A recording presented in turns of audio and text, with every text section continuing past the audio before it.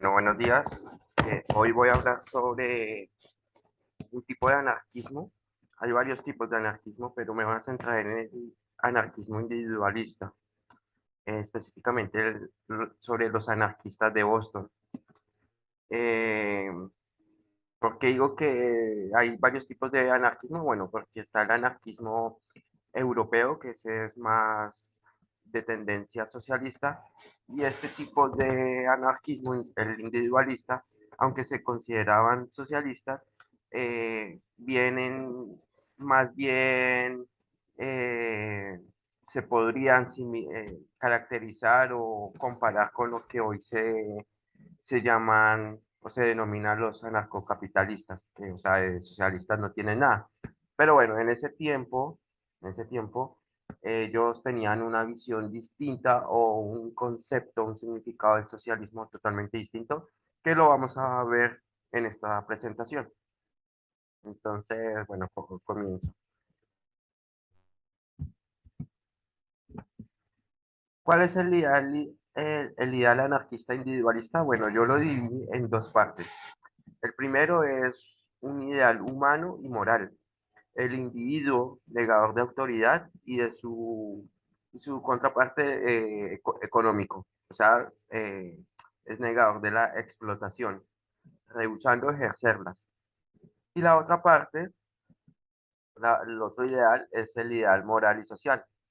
Una sociedad donde los hombres determinasen su vida bajo los aspectos intelectuales, éticos, económicos, por un contrato libremente consentido. Esto lo voy a especificar en la diapositiva siguiente, qué quiere decir esto, y aplicado respetando la libertad de todos sin molestar la de cada uno, implicando especialmente bajo el punto de vista económico, propiedad del medio de producción y libre disposición del producto, considerados como garantía esencial de la autonomía personal.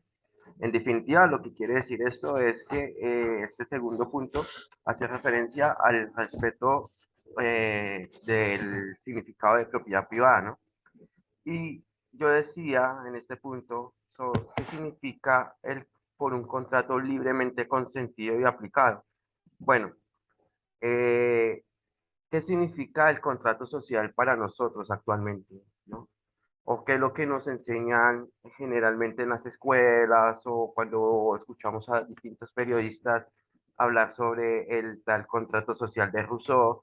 Bueno, eh, la mayoría de nosotros se nos han afirmado que el objeto de la ley no es el de oprimir al individuo, sino el de asegurarle, según el contrato social, la visión que comúnmente nos enseñan, es, según el contrato social, las posibilidades de vivir en sociedad, para lo cual codifica, cataloga y establece los deberes y los derechos que aseguran el buen funcionamiento autoritario.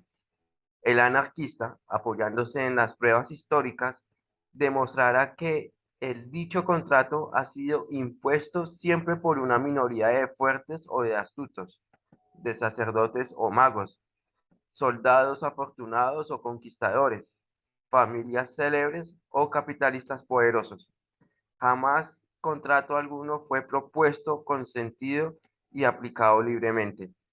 Lo único que conocemos de la sociedad es un mecanismo de imposición y castigos, sus ejecutantes y sostenedores, sus policías y justicieros, sus tribunales y sus presidios y su enseñanza dogmática, deprimente, intolerante, tanto si se la titula laica como si es francamente clerical. El Estado es la forma laica de la Iglesia, como esta es la forma religiosa de aquel, y esos dos enemigos siempre se reconcilian sobre el terreno de la dominación. Eh, en el año 1808, Sofía Rafalovich escribió un artículo acerca de los denominados anarquistas de Boston, que llamó la atención de propios extraños. La razón era eran las importantes diferencias que parecían existir entre los llamados grupos anarquistas que proliferaban por el estado de Massachusetts y las actividades por las que sus primos, principalmente en Europa, era lo que había dicho al comienzo de la presentación, eran tristemente famosos. Mientras que los anarquistas causaban enormes conflictos en formas de atentados terroristas y magnicidios, sus primos de Nueva Inglaterra, o sea, los de Estados Unidos, se caracterizaban por ser pacíficos, defensores de la propiedad privada y los derechos individuales.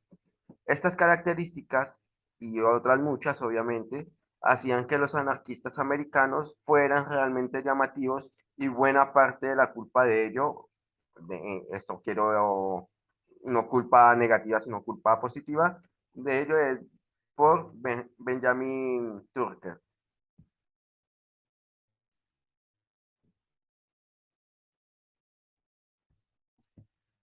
Pero, ¿quién era Benjamin Tucker? Bueno, era un periodista, economista y escritor. También era un libertario, un individualista y un polemista implacable, amigo íntimo de Walt Whitman y defensor ya en el crepúsculo del siglo XIX de los derechos de los homosexuales.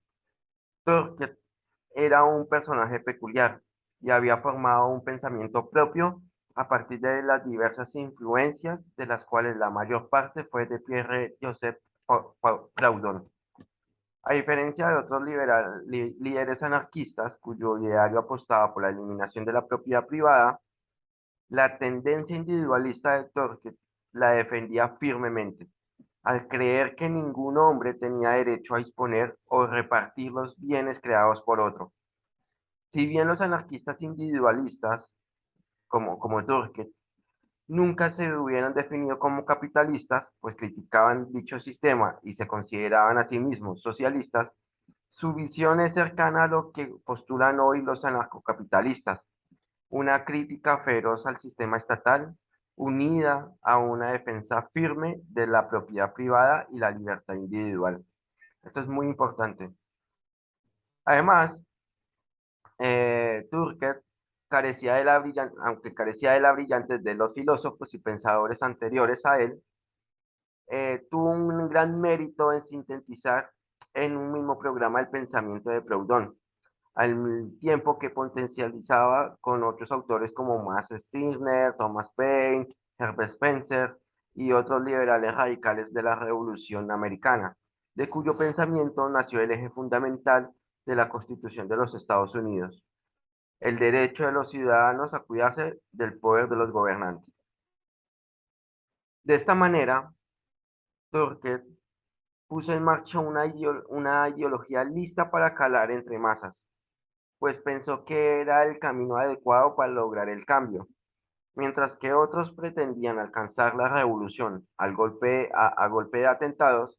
Los americanos fueron consistentes o conscientes de que antes que nada debían convencer a la opinión pública de la legitimidad de sus ideas.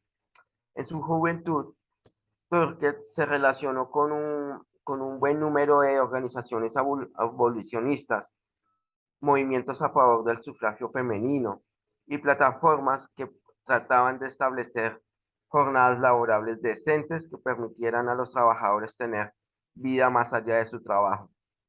Más tarde, él y los suyos elaboraban distintas tesis que se alejaban de las ideas religiosas de la época y renunciaron a las teorías claramente utópicas que se desarrollaban en el seno del movimiento obrero de la época. Mientras que otros buscaban atraer a las clases más bajas, Torquel y sus seguidores intentaron atraer hacia sí a la vanguardia intelectual norteamericana, quienes habrían de ayudarles a transmitir su mensaje.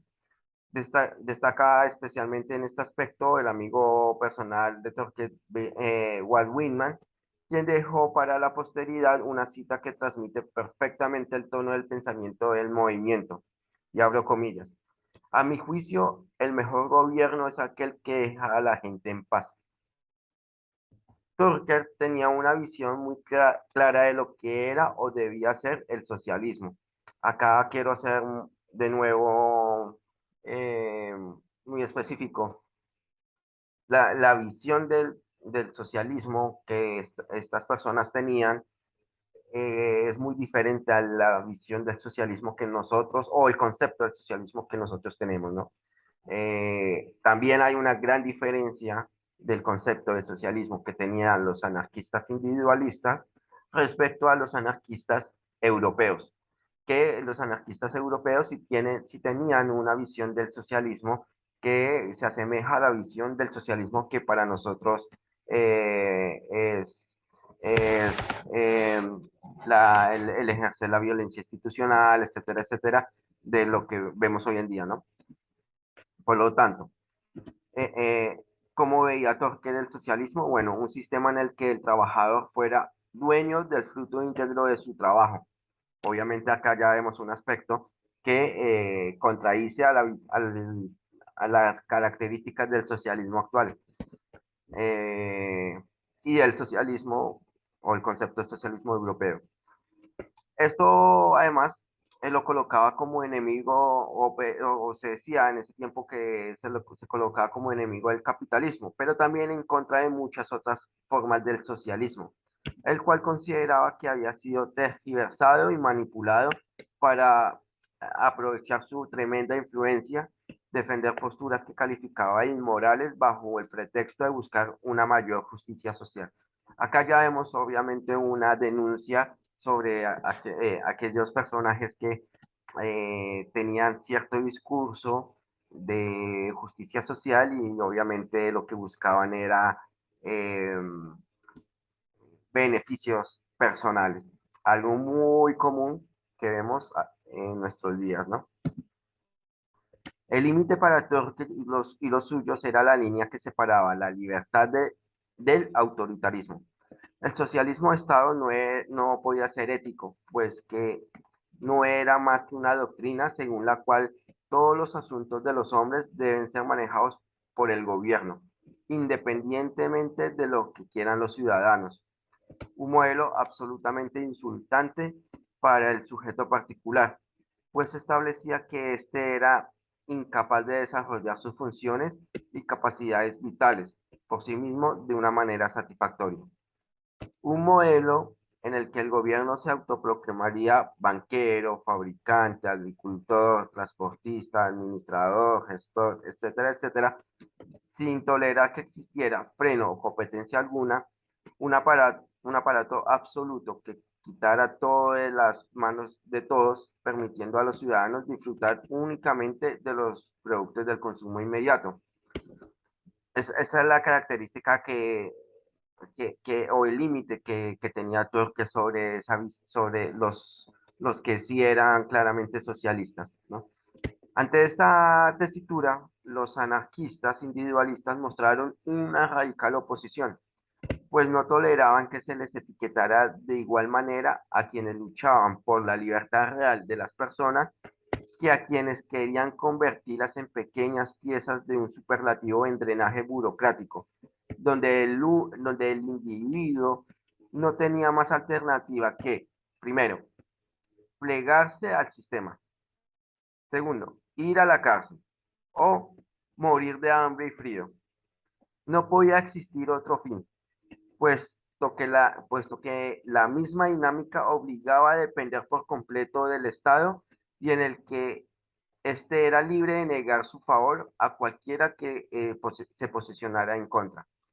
Eh, ya obviamente pareciera que acá de Benjamin Torquer está denunciando todo lo que vemos en nuestros días, ¿no? O sea, los gobernantes siendo dueños del poder institucional, de la violencia, del monopolio de la violencia, de la fuerza, si ven a un individuo o unos grupos de individuos que están en contra de de su mandato, obviamente tienen la facilidad de, primero, de demandarlos, de echarlos a la cárcel. Por ejemplo, un caso muy sencillo, si alguien se niega a pagar un impuesto porque está en contra de que los impuestos financien una guerra, bueno, el poder estatal tiene la forma de mandarlo a la cárcel. O de, si ustedes recuerdan, cuando yo expliqué algunos libros o les recomendé algunos libros de autores norteamericanos libertarios, había uno que se negó en pagar impuestos. Entonces lo que hizo el gobierno estadounidense fue prohibirle el uso de la moneda. Entonces él actualmente vive del trueque, de dar conferencias, de donaciones. Entonces acá ya obviamente lo que quería Torquedo, lo que sea, él fue un adelantado de su tiempo, porque ya denunciaba que este tipo de socialismo de la época, para nosotros sería cualquier tipo de socialismo, iba en contra de la misma naturaleza del ser humano. Entonces, en teoría, esta dependencia, esta dependencia entre comillas, supuestamente era buena, ¿no?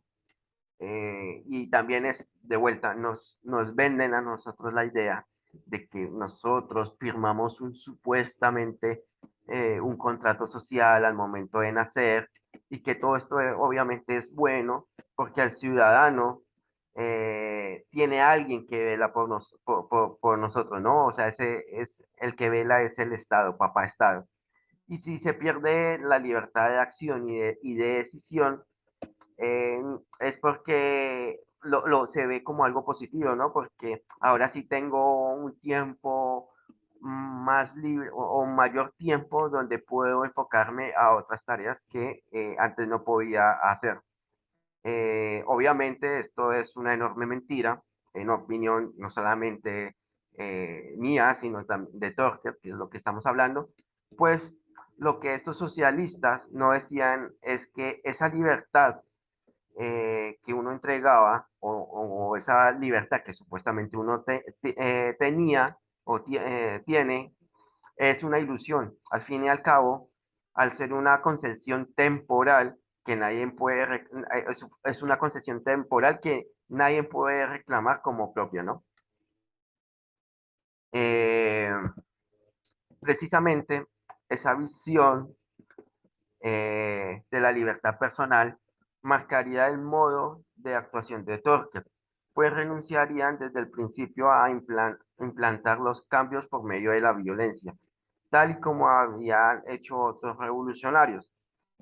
Para él y los suyos no tenían sentido la idea de defender la libertad de cada individuo usando la fuerza para obligar a estas mismas personas a aceptar su tesis. De modo que trataron de crear una opinión pública que apostara por su anarquismo individualista, de manera que el Estado se viniera abajo por sí solo. La idea general era que cuando buena parte de la población fuera consciente de cómo afecta realmente el gobierno a su existencia, lo innecesarios y parasitarios que eran los políticos o que son los políticos y la burocracia estatal, entonces el mismo pueblo les daría la espalda por voluntad propia.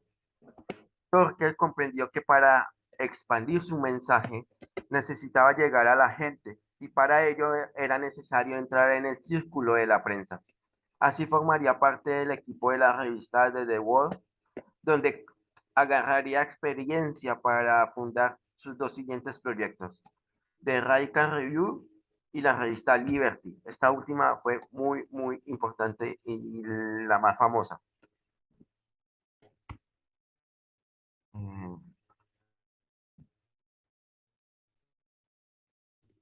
Bueno, acá, no, aunque no se ve la imagen muy bien, bueno, era un fragmento de la revista Liberty. Y Liberty, que salió a la luz en 1881, sería el trabajo más famoso y más importante de Torque, una publicación que nacía como un objetivo muy claro: crear una opinión social mayoritaria en contra del Estado, al enseñar a la gente todos los males que le reportara la falta de libertad, su efecto en la economía y la injusticia moral que suponía. Acá ya de vuelta. observamos que de socialista no tenía nada, más allá que él se consideraba socialista y criticaba el capitalismo. Y por eso al comienzo dije que esta visión esta visión y la denuncia que él quería hacer por medio de Liberty se asemeja mucho a lo que hoy hablan o dialogan los anarcocapitalistas. Y acá quiero abrir comillas porque quiero decir algo muy textual que decía este autor. Y decía lo siguiente: la batalla de nuestro siglo se libra contra el Estado, que rebaja al hombre, prostituye a la mujer, corrompe al niño, pisotea al amor, ahoga el pensamiento, monopoliza la tierra, limita el crédito, restringe los intercambios, aumenta el poder de los ociosos y a través de intereses, rentas e impuestos roba producto al trabajador duro y honesto. Como el Estado hace todas esas cosas y cómo impedir que las haga es todo lo que Liberty propone mostrar.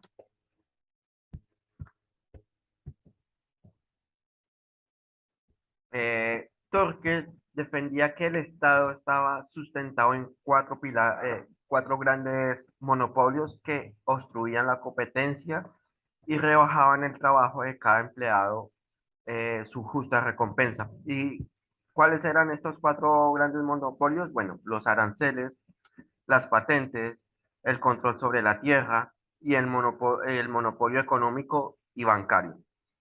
Estas cuatro patas eran lo que sustentaban el poder y se venían abajo, y si se venían abajo, la conciencia estatista se disolvería como un azucarillo en un vaso de agua. Esto último lo dijo textual Torque.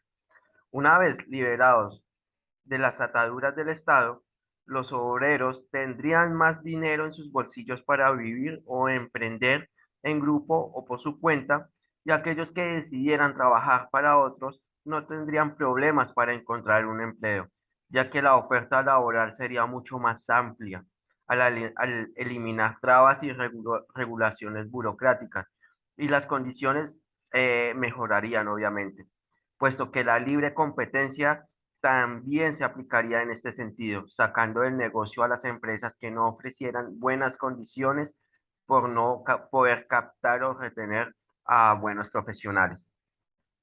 No quiero ser repetitivo, pero de nuevo acá vemos una, un claro autor defensor de lo que es la libertad en sí y del buen concepto que tenía contra el Estado. O sea, definía muy bien qué características tenía el Estado y por qué se debería desmontar. Eh, entonces, para analizar esos objetivos, los anarquistas del estilo de Benjamin Tucker buscaban una suerte de huelga fiscal que pondría contra las cuerdas al Estado. Calculaban que si un quinto de la población dejaban de pagar los impuestos o pagaban menos, la voracidad estatal con el resto de la población aumentaría de tal manera que todos se levantarían contra el sistema, entrando en crisis y derrumbándose.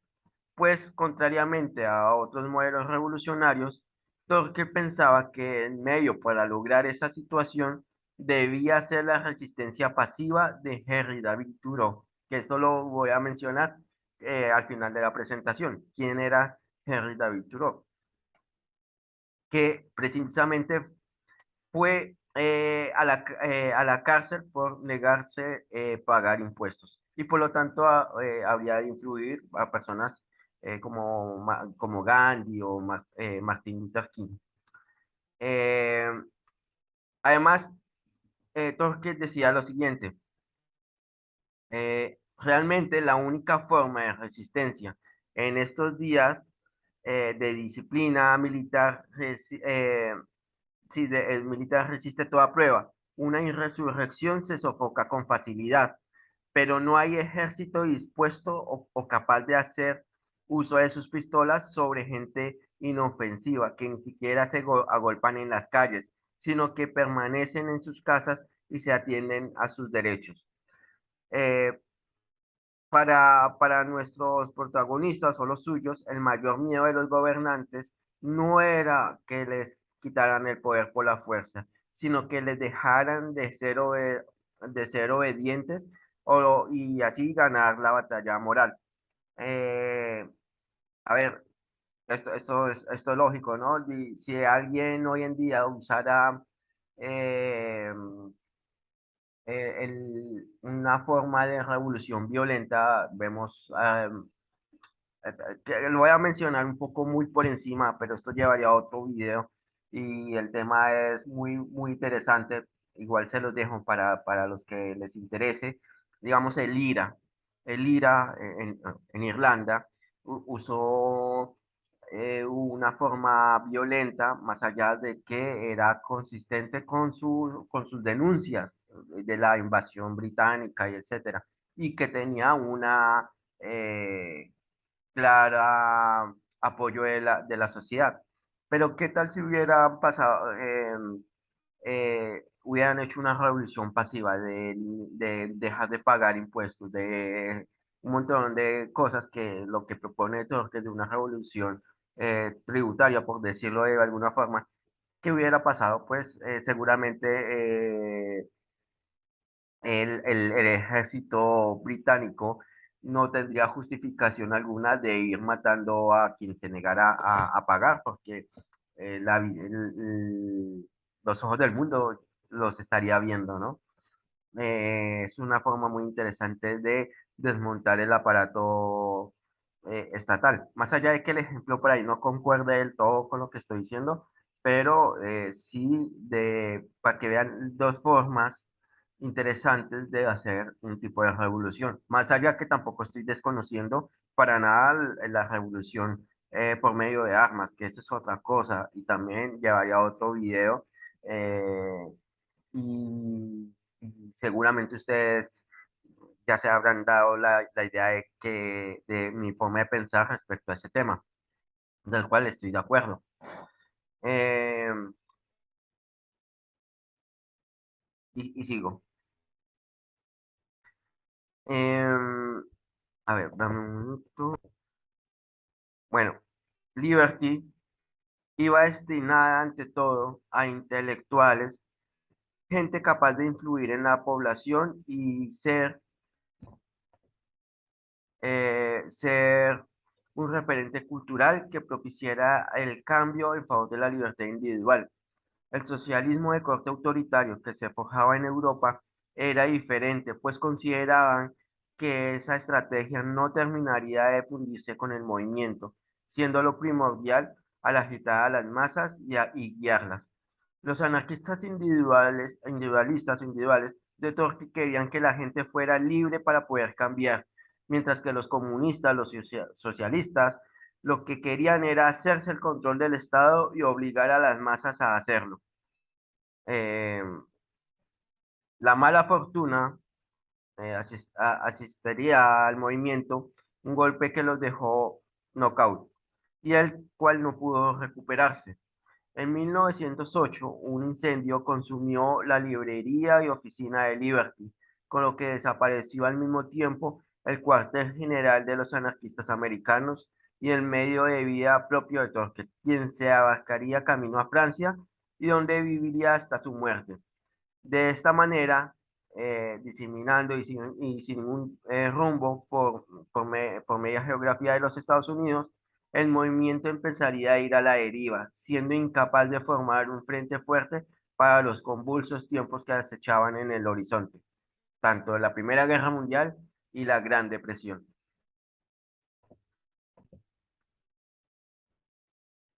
El siguiente autor que quiero mencionar, Josiane Barrel, nació en Boston en 1798. Un aparente talento natural para la música se mostró desde el principio y ya tocaba profesionalmente en bandas locales cuando era adolescente. A los 20 años se casó y decidió, como dice su biógrafo William Bailey, partió de su lugar natal para mejorar su fortuna en Occidente. En aquellos días, La ciudad de Cincinnati estaba bastante al borde de la al borde de la civilización, con el vasto desconocido más allá. Y cuando Barren la alcanzó, decidió radicarse allí y seguir su vocación de director de orquesta y profesor de música. Su talento pronto le ganó una honorable reputación profesional que se extendió más allá de la ciudad, pero tenía otros intereses. En todo esto, en todo caso, es un eufemismo. Además de su entusiasmo de toda la vida por la música, Warren eh, rara vez se encontraba o sea, él se encontraba con alguna máquina, dispositivo, sistema que no pensara cómo podría mejorar. Siempre era como muy extrovertido en ese sentido, siempre quería mejorar las cosas y con bastante frecuencia tenía razón. Aún así, su biógrafo decía que Warren dedicó su tiempo libre a actividades mecánicas. Durante unos 5 años, después de su llegada a Cincinnati en 1818, antes de disfrutar de un gran éxito, eh, esto vino con su invención con una lámpara, por ejemplo, de una lámpara para quemar manteca de cerdo, que proporcionaría una luz mejor y más barata que el cebo, que entonces se vendía a un precio elevado. Tan exitoso fue este invento que Warren patentó en 1823, que pronto dirigió una fábrica de lámparas en Cincinnati. Eh, cuando Warren tenía 27 años, Robert Owen llegó a la ciudad. Owen fue un industrial y reformador social británico.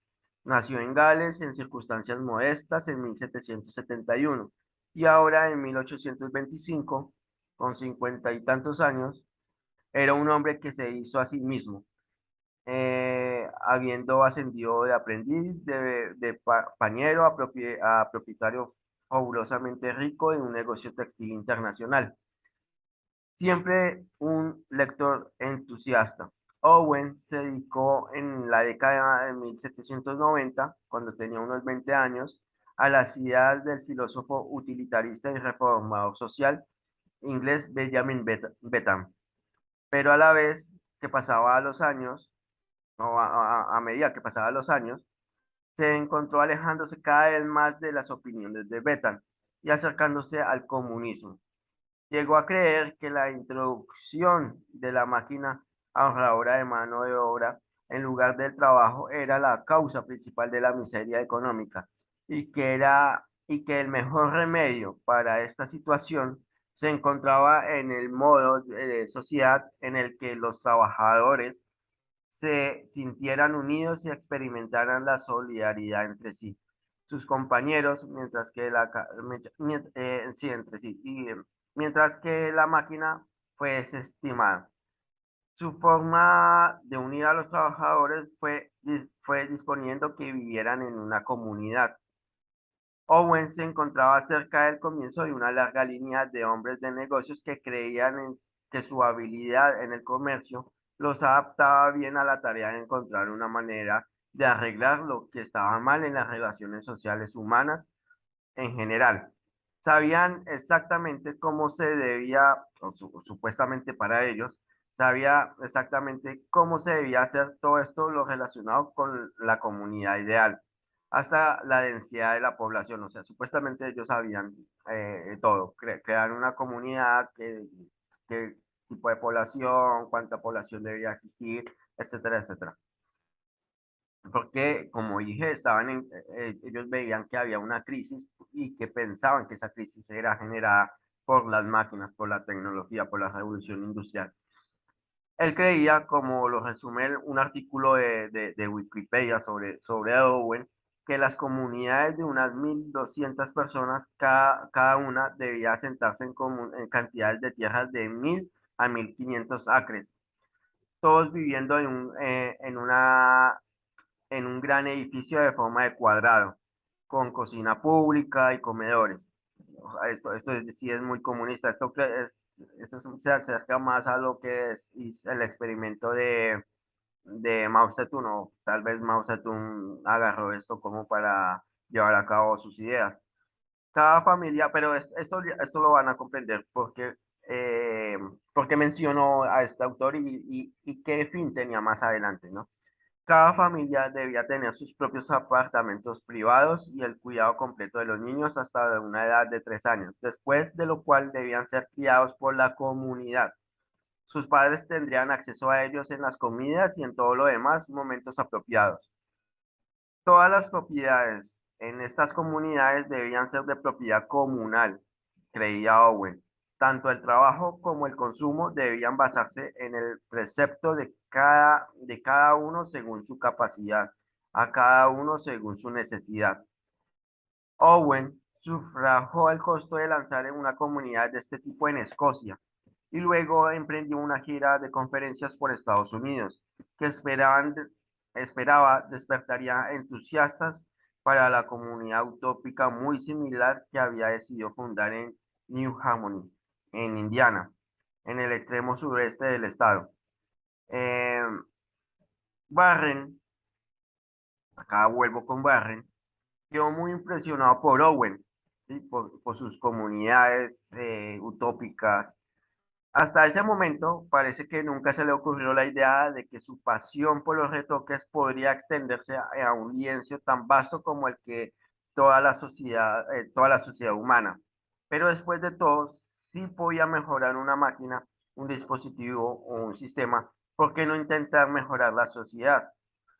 Como dije al principio, Barren era máquina que veía, máquina que quería arreglar o mejorarla y obviamente lo conseguía porque era muy ingenioso, era un genio para eso.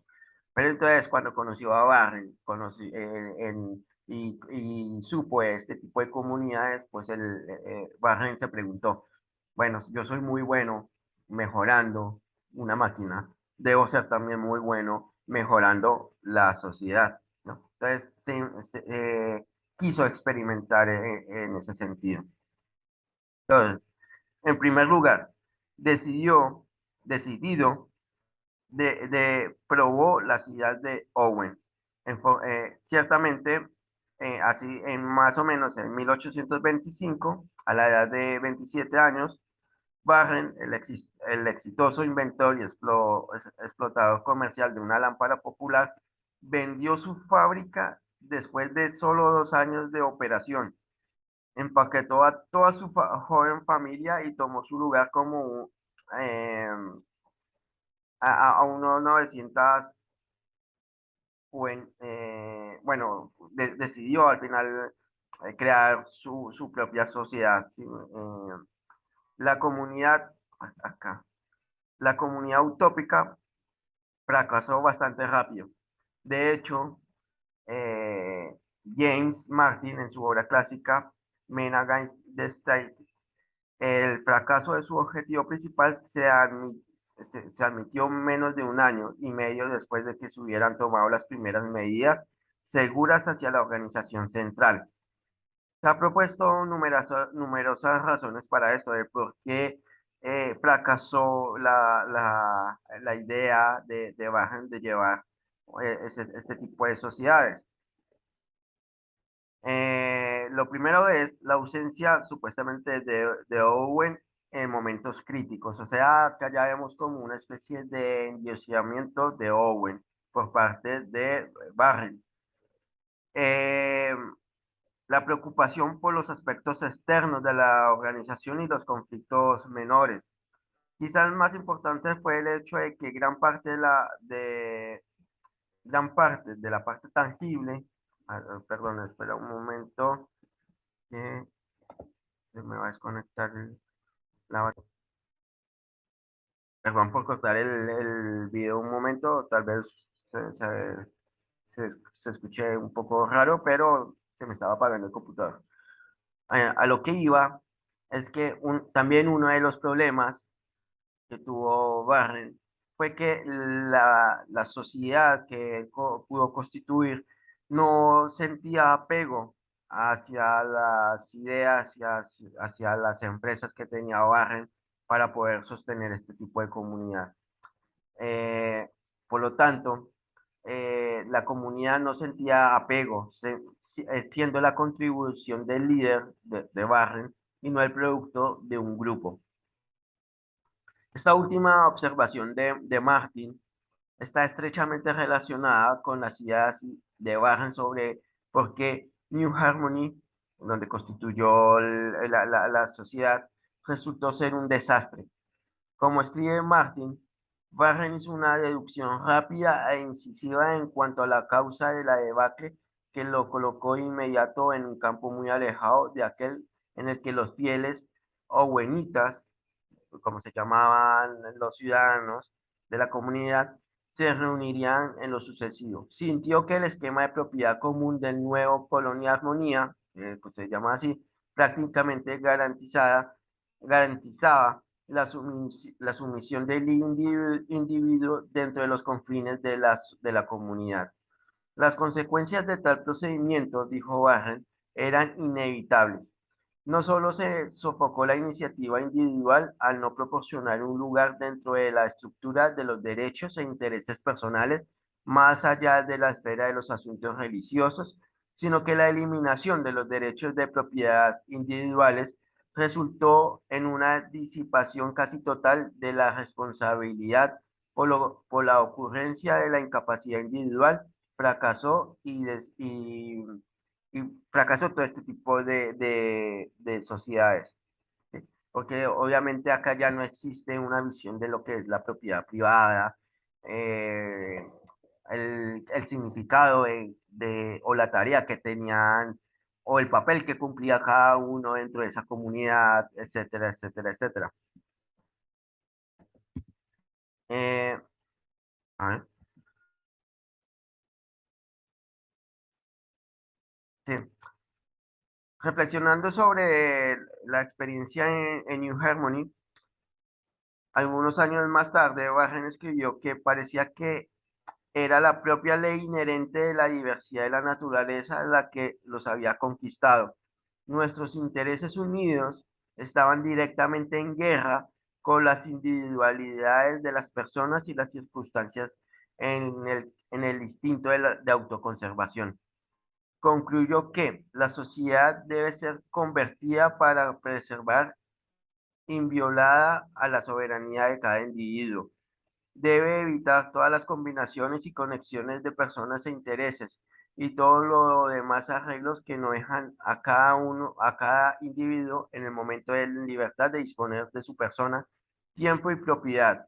De cualquier manera, de sus sentimientos o juicios pueden dictar, sin involucrar a las personas o intereses de otros. Eh, obviamente acá ya Barren criticó, vio por qué fracasó, eh, como lo dijo claramente él, se vio que el individuo ya se subordinó al líder o a las ideas de la comunidad, el pensamiento individual pasa a ser un tercer plano, etcétera, etcétera, etcétera. Y así fue como en mayo de 1827 un Warren más triste, pero más sabio, pero nada desanimado, que aún no había cumplido los 30 años, regresó a Cincinnati. Se dispuso a hacer arreglos para ganarse la vida como músico y profesor de música, como lo había hecho antes, pero ahora la reforma social estaba en su sangre, y en solo unas pocas semanas se lanzó de cabeza a otro experimento utópico basado en las ideas de Owen. Esta era una tienda minorista en la esquina de las calles Quinta, en el centro de lo que hoy es Cincinnati. Todos los productos que se ofrecían a la venta en la tienda de Barren se ofrecían al mismo precio que el propio comerciante había pagado por ellos, más un pequeño recargo del orden del más o menos 4 al 7% para cubrir los gastos generales de la tienda. Cuesta el límite del precio, era uno de los eslóganes favoritos de Barren.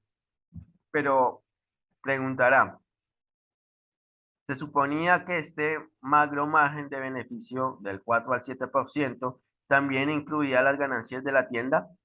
No, no lo fue. La tienda no obtuvo ningún beneficio en absoluto en sentido convencional. Todo esto obviamente son palabras de su biógrafo, de Bailey. Además, este Bailey señala que la gente de Cincinnati y sus alrededores en los últimos años de la presidencia de Quincy Adams, llamaba al establishment de Warren de Store, no porque diera crédito o vendiera mercaderías a plazos, sino por el método peculiar y original adoptado para fijar y regular el monto de la compensación del comerciante. Esto se determinaba sobre el principio de intercambio equitativo de trabajo, medido por el tiempo ocupado e intercambiando hora por hora con otras clases de trabajos. Algo como lo que podríamos similar un trueque, ¿no? Por ejemplo, un reloj cuelga en un lugar visible de la tienda. Entra el cliente a realizar sus compras. Todos los bienes están marcados con el precio en cifras simples, que es su precio de costo, más un porcentaje nominal para cubrir el flete, la merma, el alquiler, etcétera, etcétera, etcétera. Generalmente alrededor de 4 centavos por dólar. El comprador selecciona lo que necesita sin demasiada ayuda o incitación por parte del vendedor y págalo por lo mismo en monedas de curso legal. El tiempo empleado por el comerciante en atenderlo ahora se calcula con referencia al reloj conveniente y el pago por el servicio al cliente da una nota de trabajo. Algo así como debido a Joseph Barrett, a pedido de 30 minutos de trabajo de carpintero, John Smith. Acá básicamente, para que ustedes puedan comprender el punto a lo que voy, es que de hecho, es una crítica muy frecuente a los anarquistas de Boston, más allá de su visión de la propiedad privada, o sea, que se sentían o defendían la propiedad privada, el derecho individual, etcétera, etcétera, etcétera. Su visión económica es claramente objetiva. ¿Qué quiere decir con esto? Ustedes ya deben de saber con los videos que he hecho, es que ellos pensaban en términos de la teoría del valor. ¿Sí? Pensaban que los costos determinan los precios. Entonces, claro, cuando Warren abrió su tienda del tiempo, en un principio solo sumaba al costo un pequeño porcentaje, el 4 al 7% para cubrir los demás costos de la tienda, pero no le quedaba beneficio. Después colocó un reloj, ¿sí? Y tan pronto entraba el cliente, empezaba a contar el tiempo. Y el tiempo que se demoraba el cliente en realizar sus compras, ese tiempo era el que iba a ser el beneficio para, en este caso, de Barren, ¿sí? Porque consideraba que ese fue el tiempo que le costó en atenderlo. De nuevo, obviamente, esto es muy utópico. eh, Obviamente iba a ir al fracaso porque está pensando en términos de teoría del valor y ya sabemos que esto siempre va a llevar eh, al fracaso. Sigo con la siguiente. La opinión de George, George Walcott, un célebre historiador del anarquismo, que llama a Warren el primer anarquista estadounidense. Escribe que Modern Times mantuvo su carácter mutualista durante menos de 2 décadas, convirtiéndose eventualmente en un pueblo más o menos convencional con tendencias cooperativas. La opinión de Worcott sobre la importancia de Warren en la historia del pensamiento anarquista es ampliamente compartida. Peter Marshall el destacado historiador inglés del anarquismo, lo llama el primer verdadero anarquista estadounidense.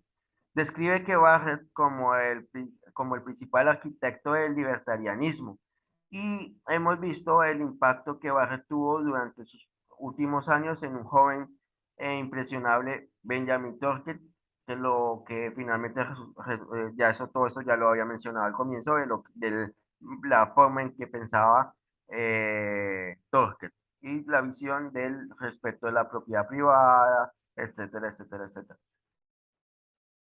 Eh, su, su biógrafo Baillie señala que Barren a lo largo de su vida permaneció oscuro, evitó cuidadosamente la publicidad y creía que sus principios a la larga serían aceptados por sus méritos, independientemente de la propia participación en el descubrimiento o propagación. Él consideraba a los gobiernos como enemigos de todo progreso social permanente y creía que solo los individuos eh, podrían tener ese ímpetu para reformar. Barran creía que las leyes estatutarias son, en el mejor de los casos, obstáculos y deben ser eliminadas, no por la violencia, sino por el sentido de justicia y equidad que evoluciona lentamente y que eventualmente socava todas las formas de autoridad sobrevivientes. Además, Barren creía en los beneficios de la diversidad, que sería el producto ineludible de cualquier sociedad verdaderamente libre. Diferencias. Escribió cómo las discordancias admisibles en la música son parte valiosa a nuestra armonía. No solo, solo cuando los derechos de las personas o de la propiedad son realmente invadidos, surgen las colisiones, estando estos derechos claramente definidos y sancionados por la opinión pública y retiradas las tentaciones de usurpación. Podemos entonces considerar nuestro gran problema prácticamente resuelto.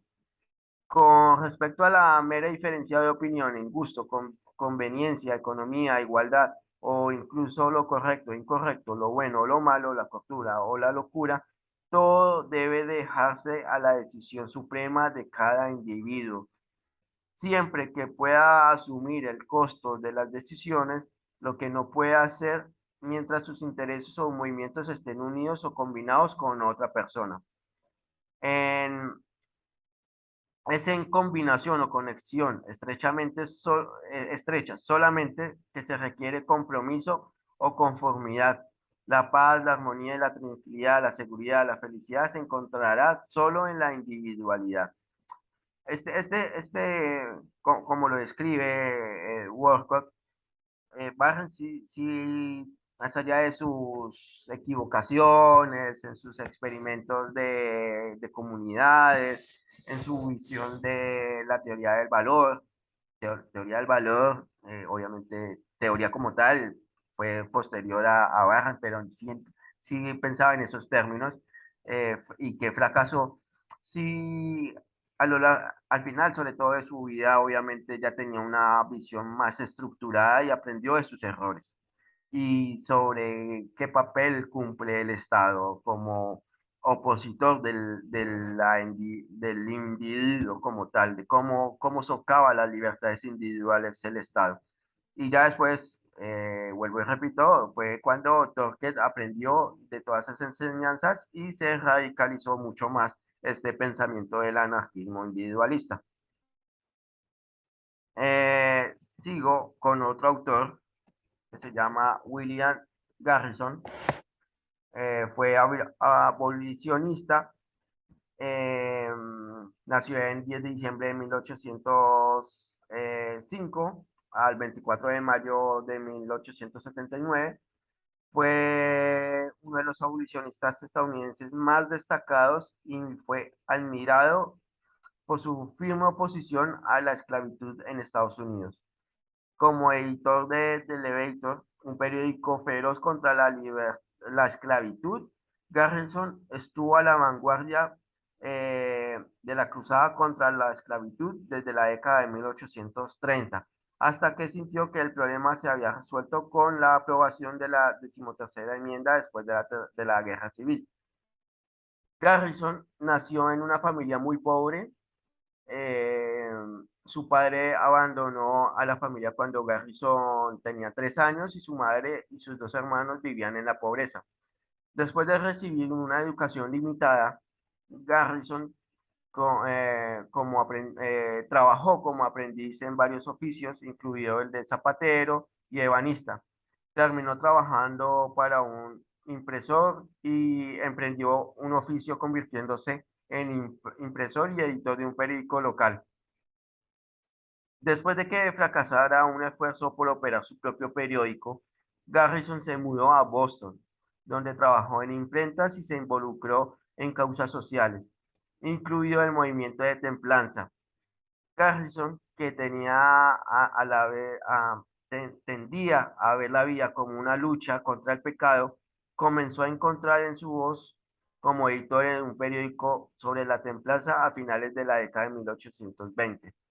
Garrison conoció a Benjamin Lundy, un cuáquero que editaba un periódico contra la esclavitud con sede en Baltimore.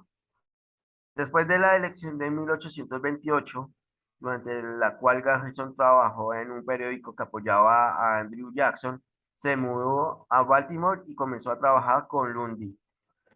En la década del 30, de 1830, Garrison se metió en problemas cuando lo demandaron por difamación y se negó a pagar una multa. Cumplió 44 días en la cárcel. Si bien se ganó la reputación de provocar controversias en su vida personal, Garrison era tranquilo y extremadamente educado.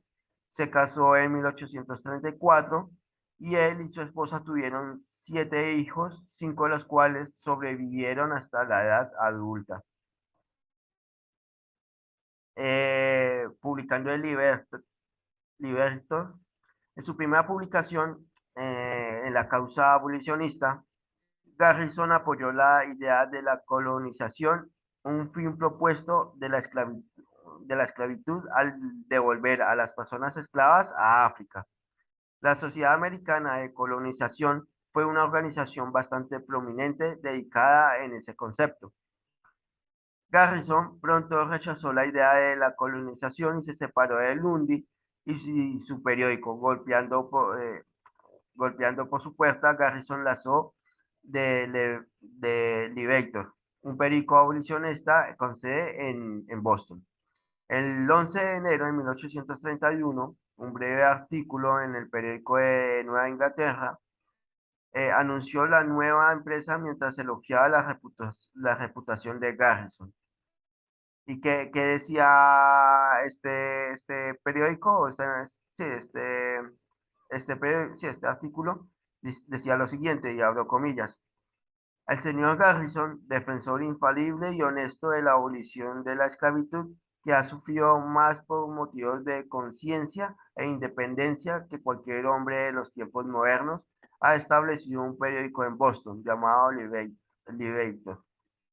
2 meses después, el 15 de marzo de 1831, el mismo periódico informó sobre los primeros números de este diario, señalando rechazo de Garrison a la idea de la colonización. Y abro comillas, que decía en este diario. El señor Garrison, que ha sufrido mucha persecución en sus esfuerzos por promover la abolición de la esclavitud, ha comenzado un nuevo semanario en Boston llamado Liberator. Percibimos que es extremadamente hostil a la sociedad americana de colonización. Una medida nos hemos inclinado a considerar como uno de los mejores medios para efectuar la abolición gradual de la esclavitud. Los negros de Nueva York y Boston han celebrado numerosas reuniones y denunciado la sociedad colonizadora. Sus actas se publican en este diario. El periódico de Garrison continuaría publicándose todas las semanas durante casi 35 años y solo terminaría cuando se ratificó la 13ª enmienda y la esclavitud terminó definida después de la de la final de la Guerra Civil.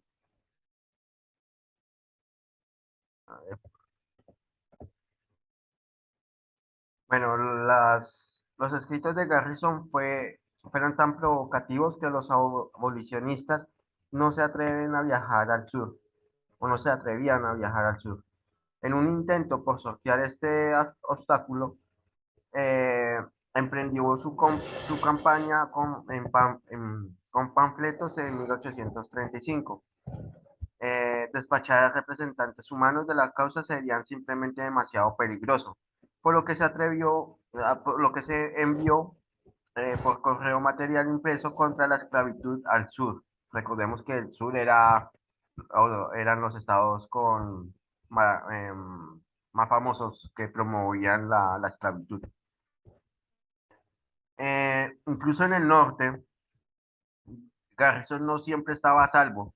En 1835, un abolicionista británico visitó Estados Unidos y tenía la intención de hablar con Garrison en una reunión contra la esclavitud en Boston.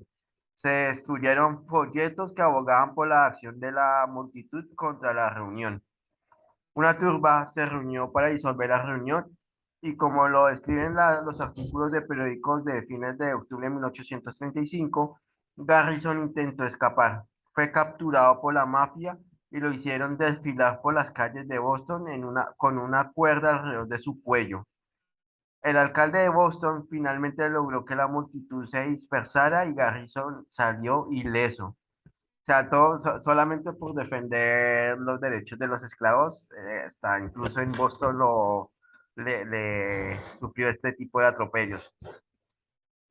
Garrison había jugado un papel decisivo en el liderazgo de las sociedades estadounidenses contra la esclavitud, pero sus posiciones inflexibles finalmente llevaron a una división en el grupo.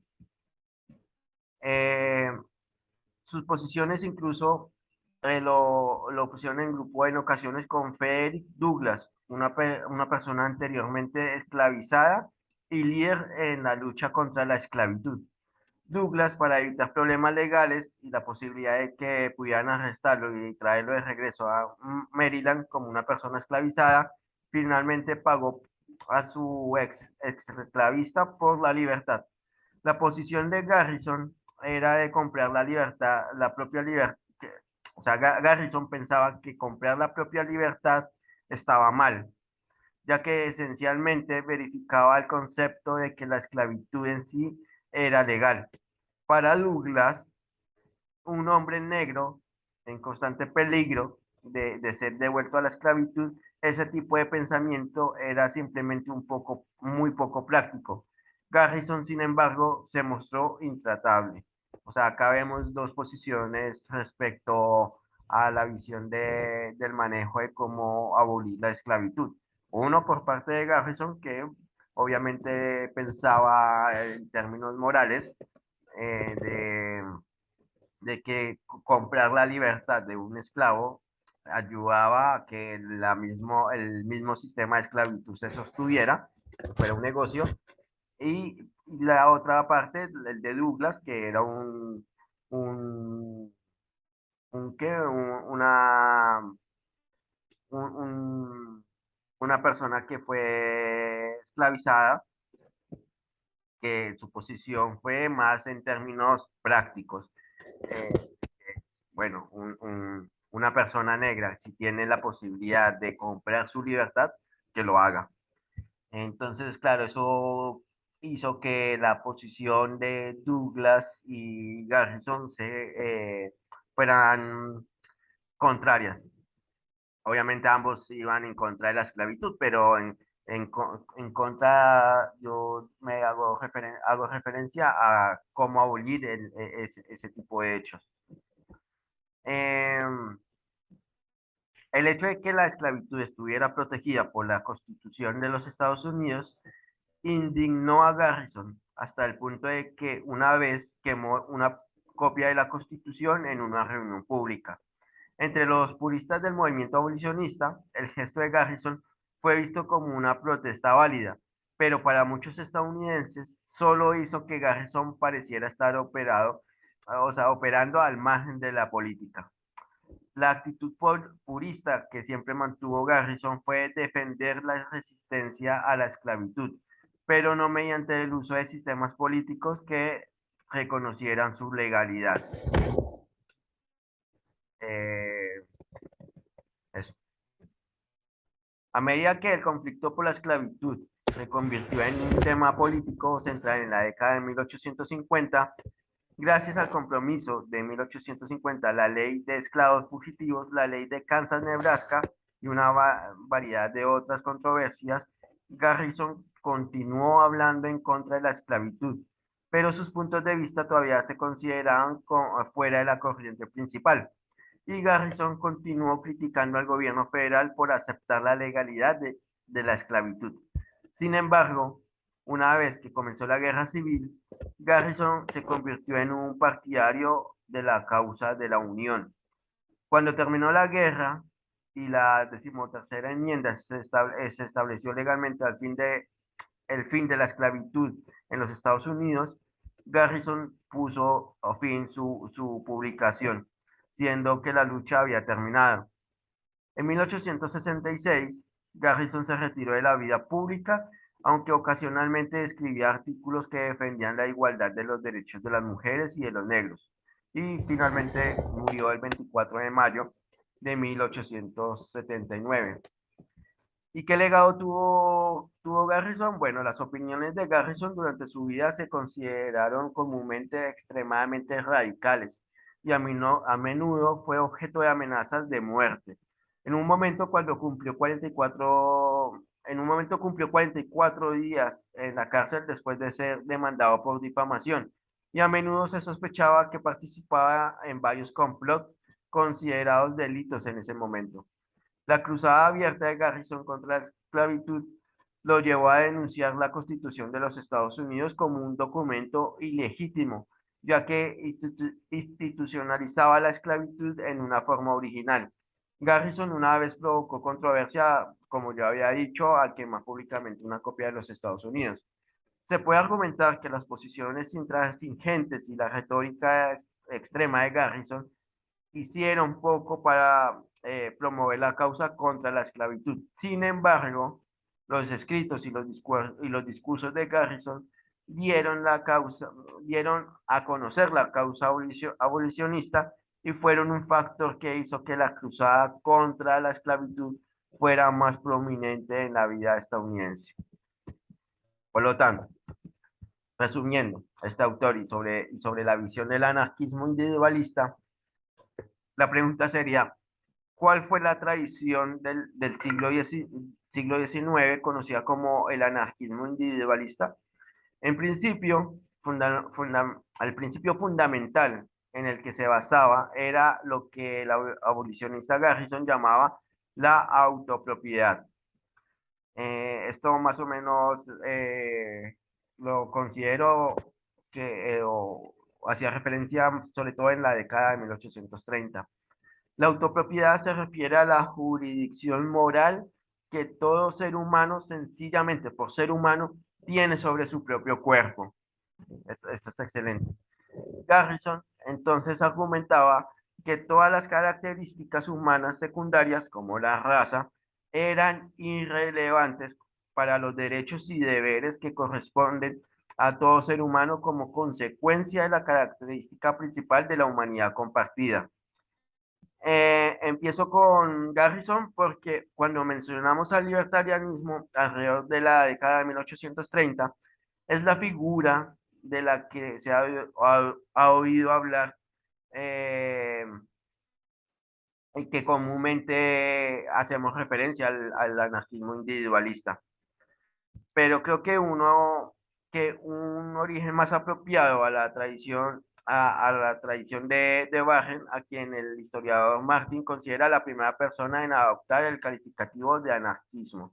Pero de todos modos, Garrison, obviamente, más allá de su forma radical de pensamiento, sí fortaleció mucho la visión de lo que son los derechos individuales o el derecho natural solamente por el hecho de haber ya nacido el ser humano.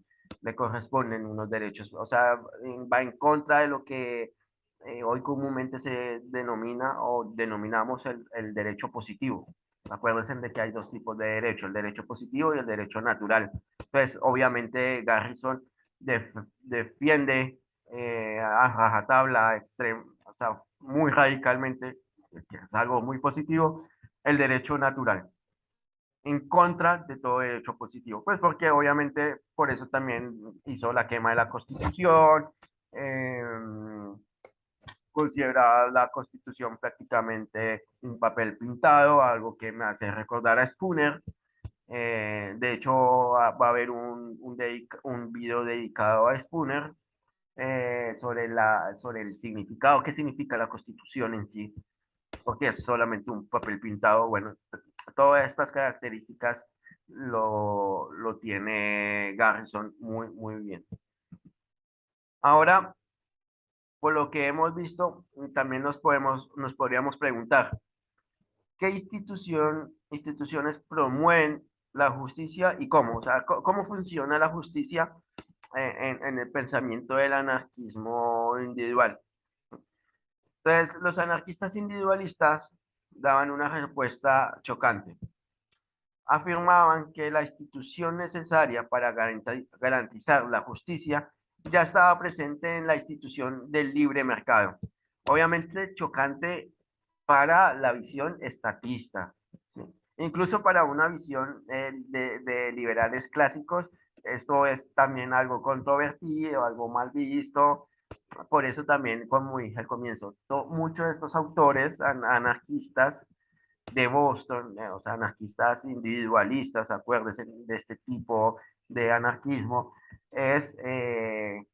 va de la mano de lo que hoy comúnmente llamamos anarcocapitalismo, porque acá lo está, o sea, lo, lo estábamos diciendo muy claramente.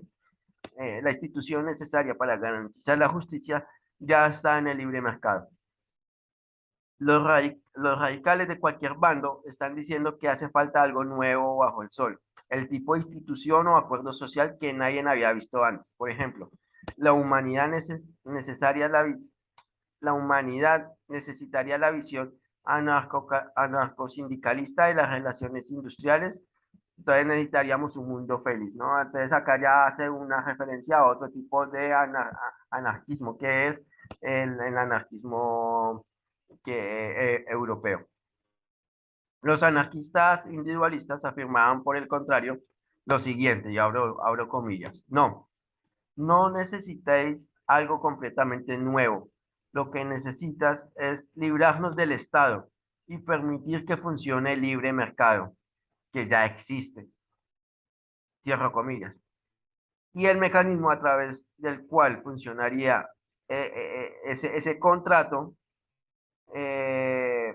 ya estaba, porque ya lo podíamos ver en el libre mercado como tal. De hecho, creían tan fuertemente en el poder del contrato que llamaban a su social ideal sociedad por contrato. E inmediatamente empezaron a planear con muchos detalles concretos cómo funcionaría la sociedad de libre contrato. El libre mercado no solo podía, no solo, perdón, eh, el libre mercado no solo podría satisfacer solo por objetivos económicos, sino también los sociales como la justicia. Por ejemplo, ofrecieron la mejor explicación que yo haya visto nunca de cómo podría arbitrar conflictos de un sistema privado. La explicación como tal incorpora una buena parte del análisis económico y de la eficiencia en lugar de apelar meramente al derecho común o a la moralidad. Por ejemplo, en el subtema del juicio por jurado, la explicación empezaba con el derecho de un hombre a su propia defensa y procedían directamente a un análisis de eficiencia y costes de métodos relativos de adjudicación. ¿Sí? Acá ya están ya los anarquistas individualistas, eh, más allá del tema moral y el libre mercado, en el tema de la justicia, ya están haciendo un análisis económico de cómo el libre mercado podría llevar a cabo, implantar una justicia y cómo. ¿Sí? Eh,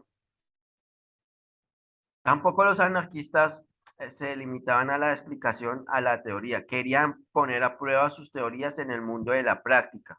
Por ejemplo, establecieron cooperativas privadas de seguro de desempleo, que eran agencias en las que todos sus miembros pondrían un porcentaje X de sus ganancias semanales y de las cuales los miembros que se quedaran sin trabajo podrían tomar $10 hasta que volvieran a trabajar. Así, habiendo bosquejado las contribuciones políticas del anarquismo individualista, quiero continuar con la razón por la que sus contribuciones han sido tan ignoradas, que es porque defendieron la teoría del valor.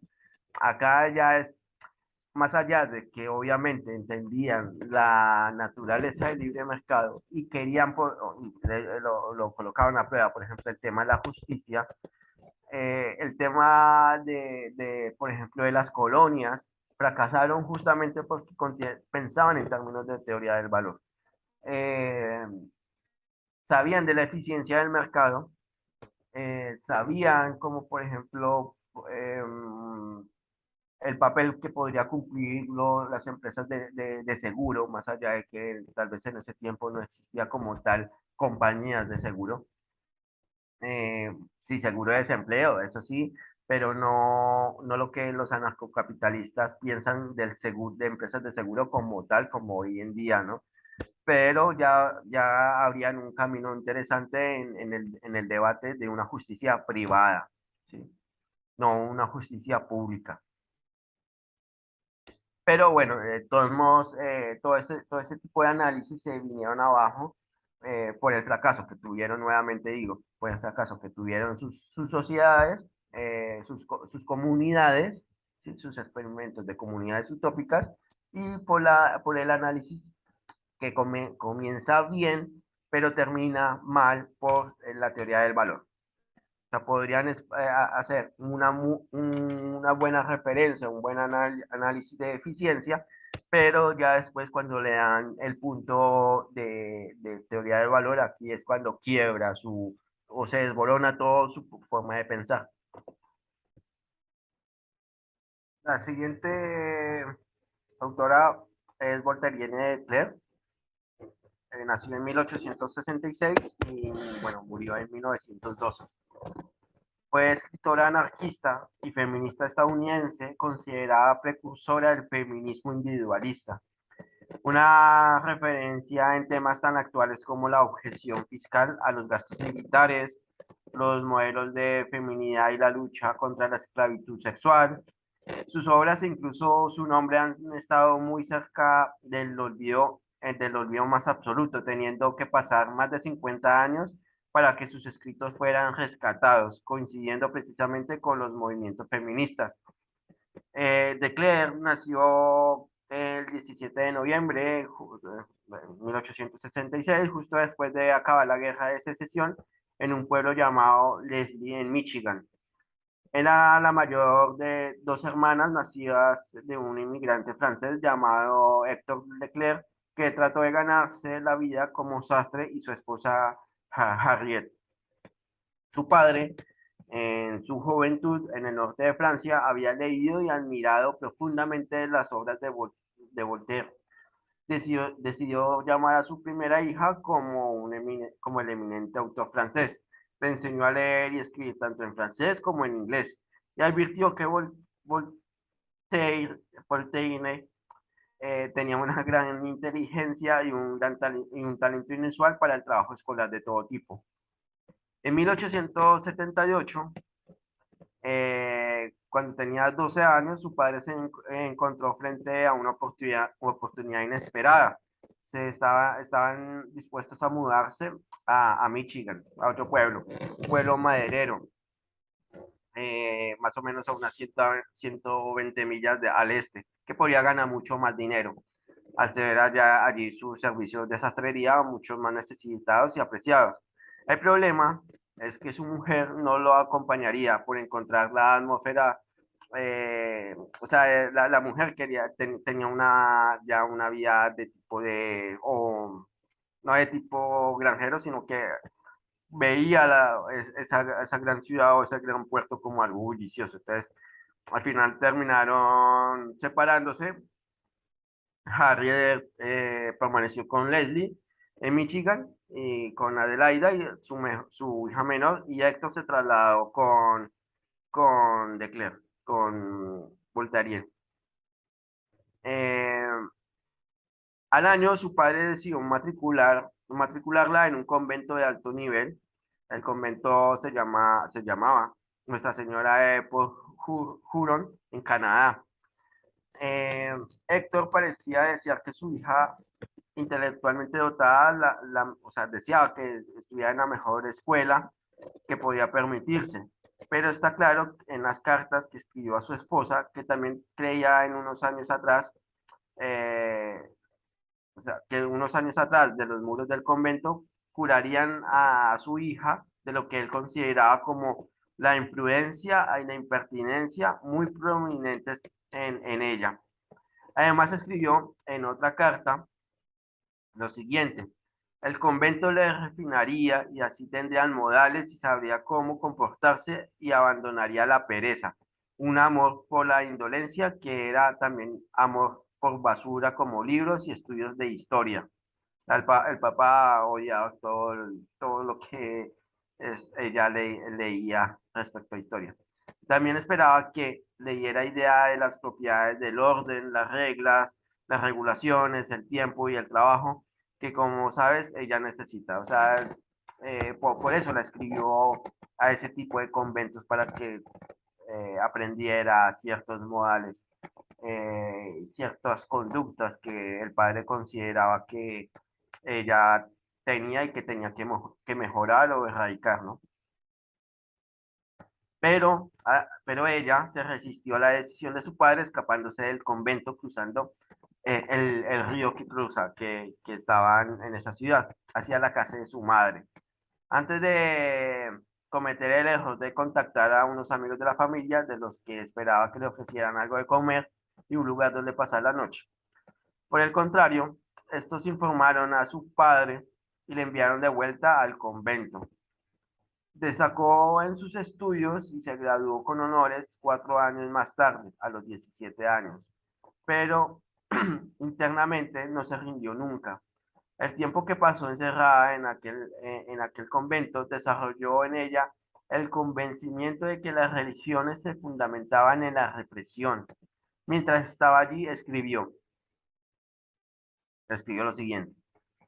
Eh, bueno, no voy a decir lo que escribió específicamente porque no viene al caso, pero a los 19 años dejó el convento convertida en una atea convencida. Se traslada a vivir con su madre y empezó a escribir una revista semanal libre pensadora llamada The Progressive Age. Enseguida se unió al grupo editorial y tan pronto como sus ingresos fueran suficientes como para sostenerse, dejó la casa materna y se fue a vivir al oeste de Michigan, en Estados Unidos. Sus artículos le llevaron a dar conferencias y a los pocos meses recorrería el oeste de Michigan, enseñando sobre Tom Paine, el ateísmo y entre otros asuntos. Su biógrafo señala que, siendo una antigua alumna en un convento, era una oradora especialmente eficaz, ya que podía hablar por experiencia propia, igual que los esclavos fugitivos que realizaban las reuniones abolicionistas antes de la Guerra de Secesión. A medida que crecía su reputación, sus discursos, incluyendo frecuentes viajes a American Secular Union, una organización libre pensadora nacional, le llevaron a muchos estados del medio oeste y del este. Entre los muchos asuntos que se trataban habitualmente en los círculos libre pensadores estaban el matrimonio, la sexualidad, el control de la natalidad, los derechos de las mujeres, las relaciones raciales, las relaciones de trabajo y la relación del individuo con el Estado. La American Secular Union contrató como pensadora a Voltaire, que en principio de su carrera ponía su acento en la separación de la iglesia y el Estado, y aparecía como una joven estrella naciente en el movimiento libre pensador, un movimiento eclérico que incluía ateos, agnósticos y deístas, así como pensadores religiosos que compartían un desdén por el dogma religioso como fuente de verdad o autoridad, un rechazo a los milagros bíblicos y la divinidad de Jesús, un compromiso activista agresivo a favor de la separación de la iglesia y el Estado, y una insistencia en el progreso humano, en que el progreso humano depende del ejercicio de la razón de cada individuo, incluso respecto a las cosas consideradas más sagradas. A principios de 1880, se verá fuertemente influenciada por Thomas Paine y sobre todo por Marie Wollstonecraft. Dos experiencias marcaron su personalidad. Un discurso del abogado Darrow sobre el socialismo, que supuso su primer encuentro entre la problemática obrera y la ejecución de los anarquistas de Chicago, acusados del bombardeo de Haymarket en 1886, como para muchas personas de su generación, la injusticia de Haymarket supuso la consolidación de su anarquismo. ¿De qué se trata esta injusticia? ¿Qué pasó? Bueno, 8 hombres fueron acusados, si bien no fueron responsables, aún se les consideró culpables, siendo el veredicto, a ver, perdón, eh, el veredicto del producto de testimonios, perjuros y un jurado presionado y un juez parcial, y la histeria pública. A pesar de las peticiones de clemencia y las apelaciones a tribunales superiores, 5 de los acusados fueron condenados a muerte y los otros a largas penas de prisión. Uno de los 5 condenados a muerte se suicidó en su celda la noche antes de la ejecución prevista. Los 4 restantes condenados fueron ahorcados como estaba previsto.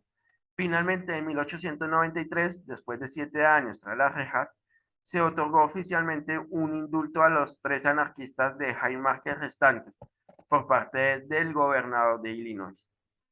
En realidad, el tribunal condenó a los hombres por propugnar una idea. ¿Cuál idea?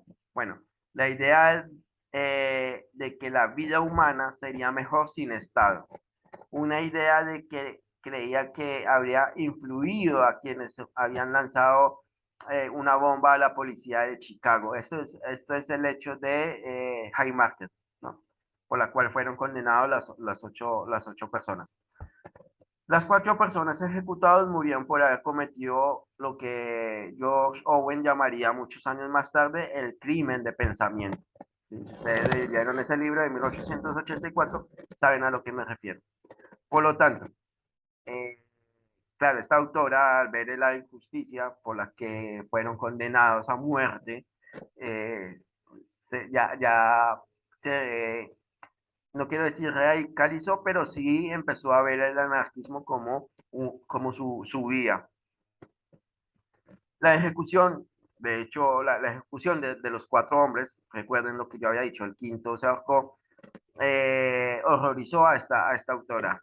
Más aún porque ella misma, aún no convertida en la causa anarquista, en el momento en que tuvo lugar la revuelta, había pedido precisamente que esa pena se les impusiera a los sospechosos del caso, solamente por ser sospechosos. Y de vuelta repito, porque esto es fundamental y lo vemos en nuestros días, el solo hecho de que ellos pensaran de determinada forma sobre la idea del Estado, ya los catalogaban como culpables.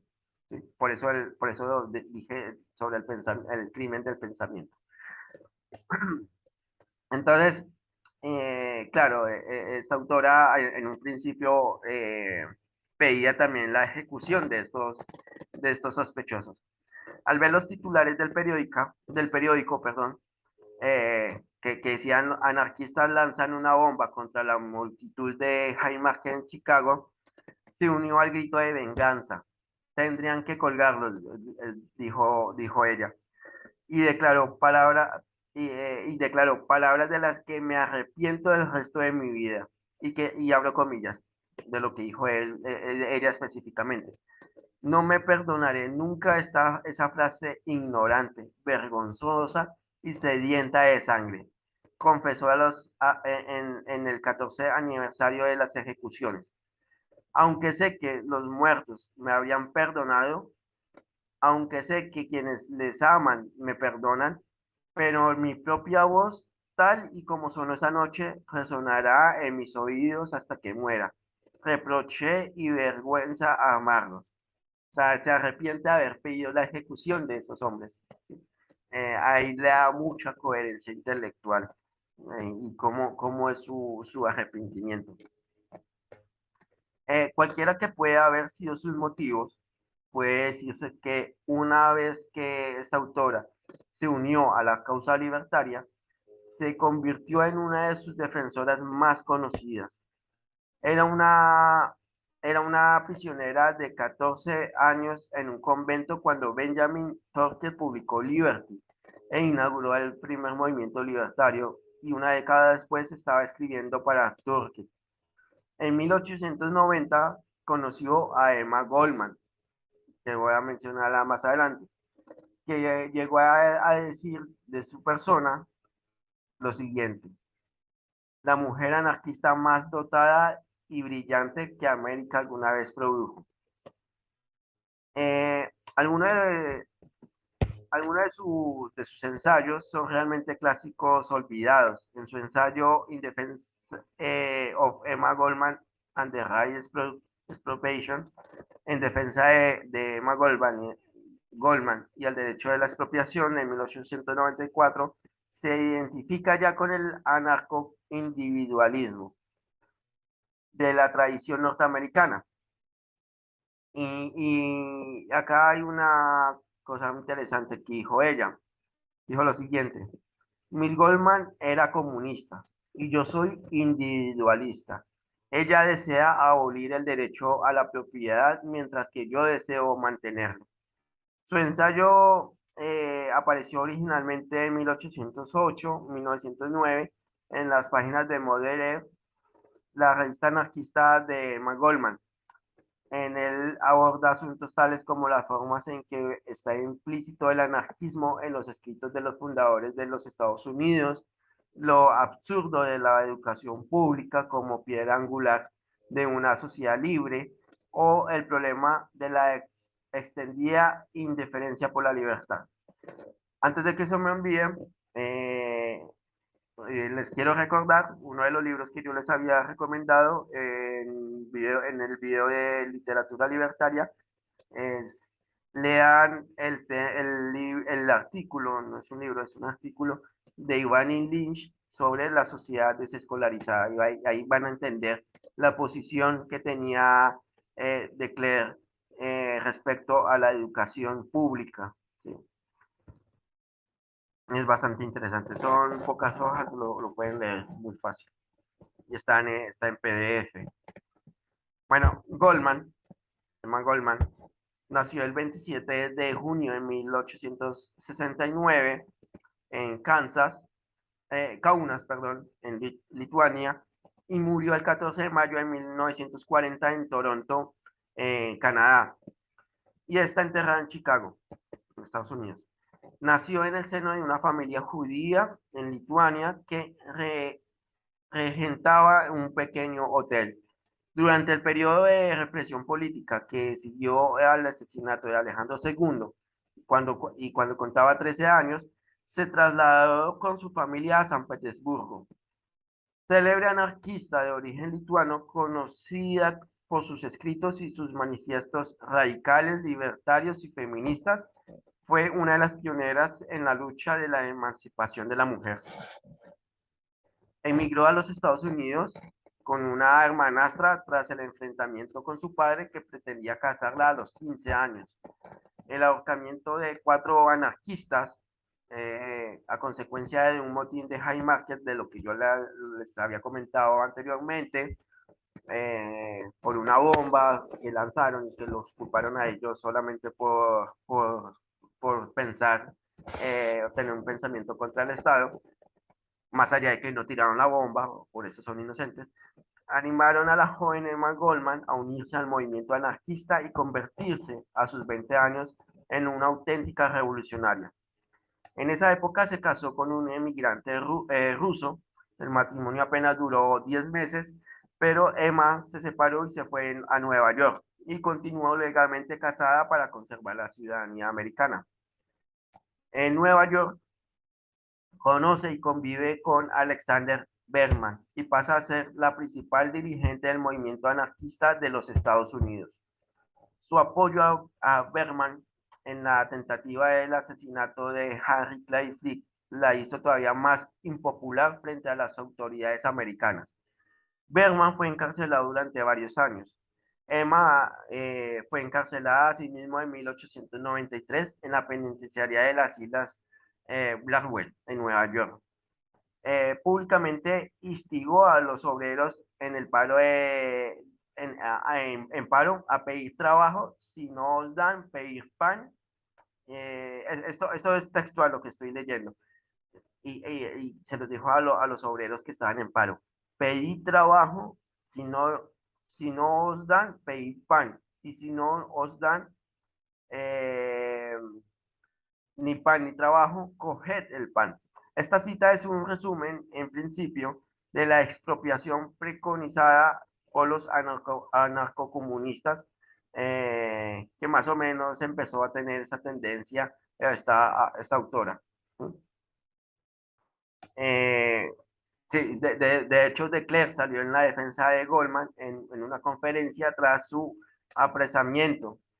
Y por eso lo que leí textual en las anteriores filminas, cuando de Claire dijo que ella era defensora del individualismo, mientras que claramente Bergman era comunista. Pero obviamente acá estoy haciendo mención a los que se les dominan anarquistas del Boston y con ciertas características de defensa por ejemplo, contra la esclavitud, sobre el sufragio femenino, sobre la defensa de ciertos principios individuales, más allá de que Goldman no es como tal un, un que una clara defensora como si era de Klerk. Eh, empeñó junto con 9 personas más, fue de nuevo arrestada en 10 de septiembre de 1901 por participar en el complot del asesinato contra el presidente eh, McKinley. ¿Sí? Uno de ellos, León, bueno, un apellido todo raro, no lo puedo pronunciar, porque me imagino que es ruso, le habría disparado pocos días antes. Emma le conoció semanas más tarde y se vio con él una sola vez. Al ser arrestada, dijo: ¿tengo yo la culpa de que un loco haga una mala interpretación de mis palabras? De vuelta acá vemos cómo es lo que dijo Orwell más adelante sobre el crimen de pensamiento, ¿no? El 11 de febrero de 1916 es detenida y encarcelada de nuevo por la distribución de un manifiesto en favor de la contracepción. Durante varios años, y cada vez que daba una conferencia, esperaba ser arrestada, por eso iba siempre pertrecha con un buen libro.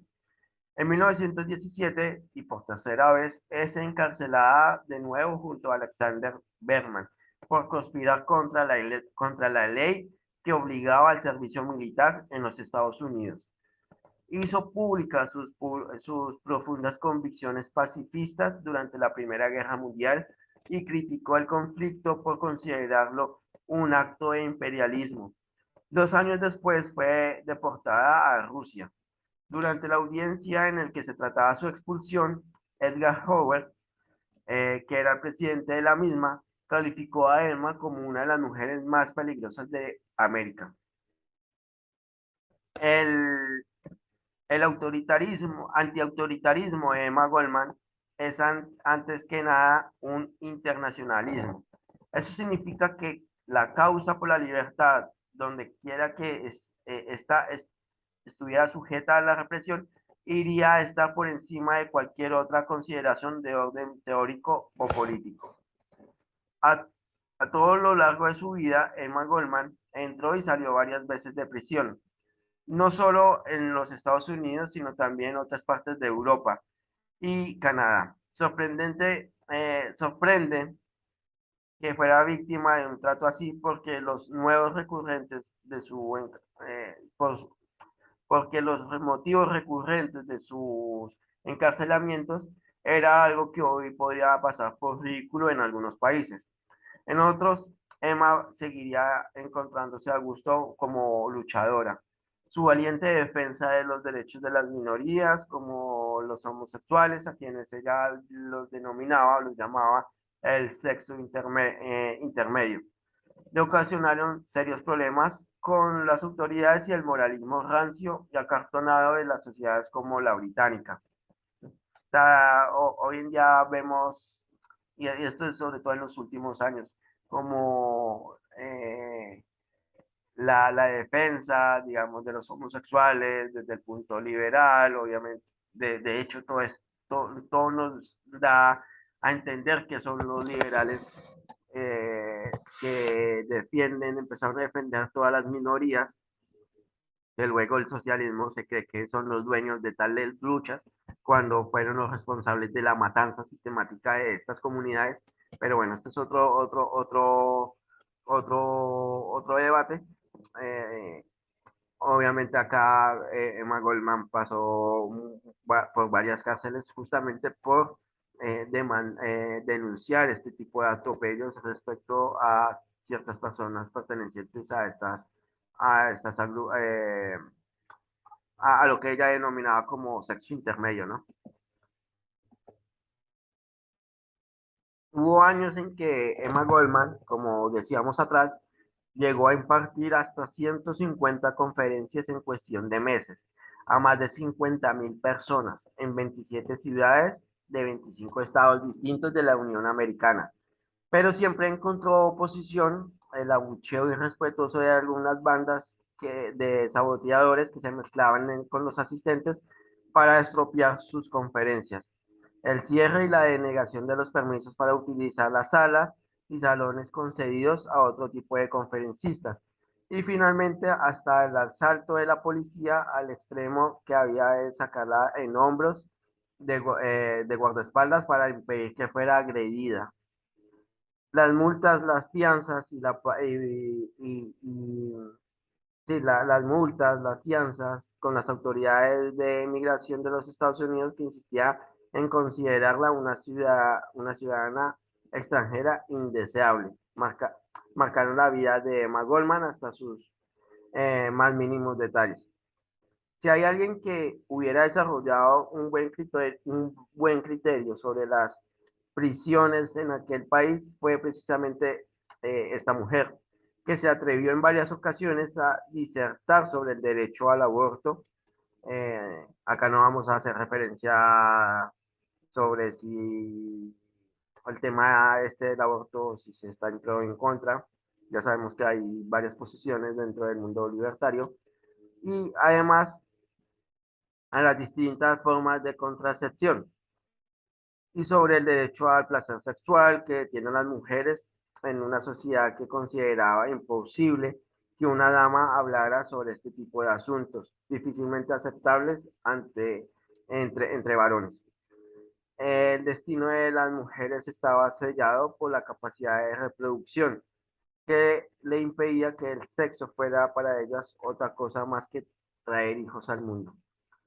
Emma Goldman, desde lo más profundo de su fe en la libertad individual, ya veía de forma bastante temprana los pasos de gigante que el burocratismo bolchevique estaba dando desde 1922. pero las críticas de ella no se dirigían solamente al peligro del el progresivo estatismo que representaba Rusia, sino también a lo que estaba sucediendo en Italia y Alemania. Sus nociones del individualismo libertario reposaban en gran medida en la inspirada obra de autores americanos como Thoreau y Thomas Paine, entre otros. Bueno, y yo les había dicho que iba a hablar un poco sobre Henry David Thoreau, que fue uno de los referencias de muchos de los anarquistas individualistas. Eh, Creo que ya también lo había mencionado en otros videos, pero bueno, no me acuerdo, no estoy seguro, entonces por eso lo voy a mencionar ahora. Fue un escritor, poeta y filósofo estadounidense de tendencia trascendentalista y origen puritano, autor de Walden y la desobediencia civil, libro fundamental que también había recomendado. En serio, lo tienen que leer, es muy, muy bueno. Turo fue el inmenso naturalista, conferenciante, fabricante de lápices, uno de los padres fundadores de la literatura estadounidense. Es también el conceptualizador de las prácticas de la desobediencia civil. Turo, que más tarde reviviera en orden de sus primeros y segundos nombres, nació en 1817. Su padre, John Turo, era un hombre apacible, dueño de una fábrica de lápices, a quien le encantaba leer los clásicos. Su madre, Cynthia, era una persona más vigorosa, con fama de ser excelente ama de casa y cocinera. Extremadamente directa en sus opiniones, se le describía como una reformadora nata y miembro fundadora de la Sociedad Femenina contra la Esclavitud de Concord. En estos rasgos, también, como también en el interés de ambos por la naturaleza, se rastrean los cimientos de la famosa filosofía de su hijo. Las opiniones e intereses que caracterizaron la vida y las obras de Thoreau fueron tomando forma desde muy temprana edad. Sus primeros poemas hablaban del amor a la naturaleza y su discurso de inauguración en Harvard se refiere a diversos temas recurrentes en todos sus escritos posteriores, que los hombres deben llevar vidas independientes, que las riquezas deben ser los medios y no el fin de la existencia, y que este curioso mundo en el que habitamos es más para admirarlo y disfrutarlo que para usarlo, y que la principal ocupación de una persona debía ser beber de los sutiles influjos y las sublimes revelaciones de la naturaleza. Al volver al hogar paterno en Concord, tras graduarse en Harvard en 1837, le presentaron a Ralph Emerson. Emerson se convertiría en su amigo más cercano y mentor, lo invitó a formar parte de un club informal de hombres y mujeres influyentes. Según el biógrafo Walter Harding, fue uno de los periódicos donde primero se les apodó trascendentistas. Según la filosofía de Thoreau, cada persona debería por sí misma estudiar la naturaleza y la literatura clásica. Entonces, habiéndose conectado así con su propia naturaleza interior, debía seguir su propio camino y lugar de donde su padre, su madre o sus vecinos.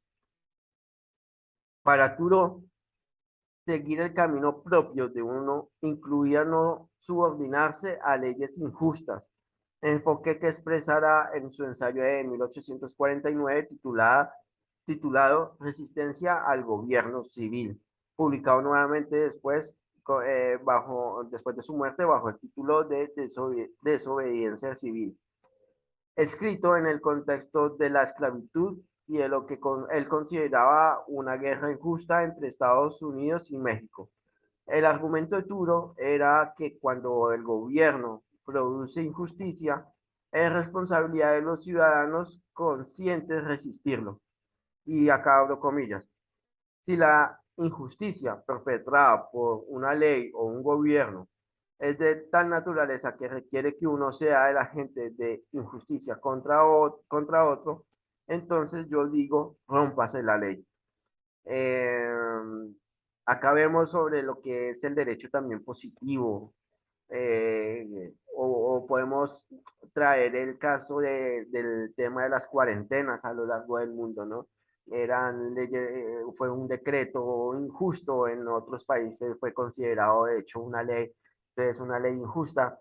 Entonces, por más que fuera un decreto o una ley, tenía que romperse porque es justamente lo que tú lo denuncias, es que algo injusto. Entonces, esa es una forma, se tenía que romper.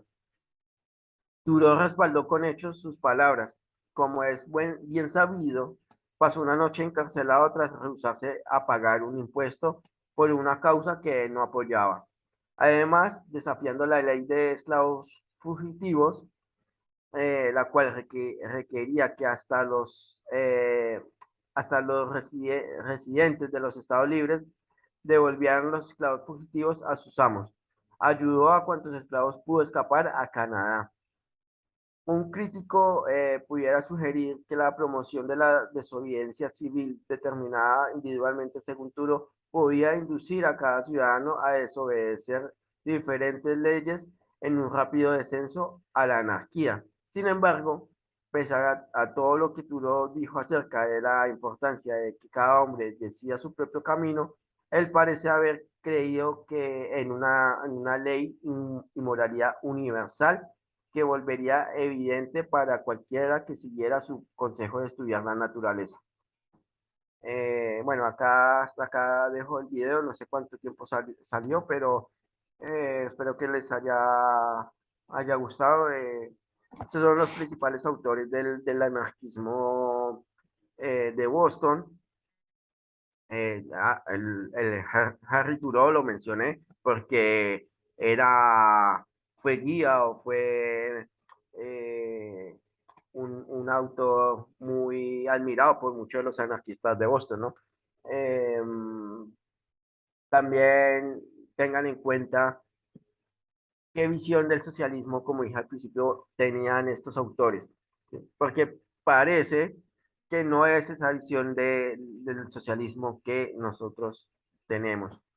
Porque si ustedes recuerdan lo que yo dije al principio, eh, incluso denunciaban ese socialismo de amigos, el que quería solamente no eliminar el poder estatal, sino llegar al poder estatal para hacer esclavos a los demás, y consideraban que la violación de la propiedad privada iba en contra de los derechos individuales. Entonces, eso que lo hacen más cercano al socialismo como nosotros lo percibimos hoy en día, o al anarcocapitalismo, claramente al anarcocapitalismo. Eh, También mencioné a una autora, por ejemplo, de Emma Goldman, que se considera como anarcocomunista, pero bueno, tiene mucha también una visión interesante sobre los derechos de la mujer, eh, que es muy diferente al feminismo actual, eh, sobre el papel del Estado, eh, cómo se debería abolir, etcétera, etcétera. Por eso es que también la hicieron, eh, la arrestaron una buena parte de su vida. Bueno, ¿qué pasó con Garrison? En su posición radical en contra de la esclavitud. Bueno, todo ese tipo de cosas. Bueno, la visión de llevar la defensa de una idea por medio de la violencia o por medio de un discurso, atrayendo a la gente más inteligente para empezar a hacer un cambio cultural. Bueno, tienen unos puntos muy interesantes de vista que podemos agarrar uno que otro para también nosotros empezar a promover estas ideas liberales, ¿no? Que tanto nos hace falta. Bueno, chicos, un placer. Nos estamos viendo para el próximo video.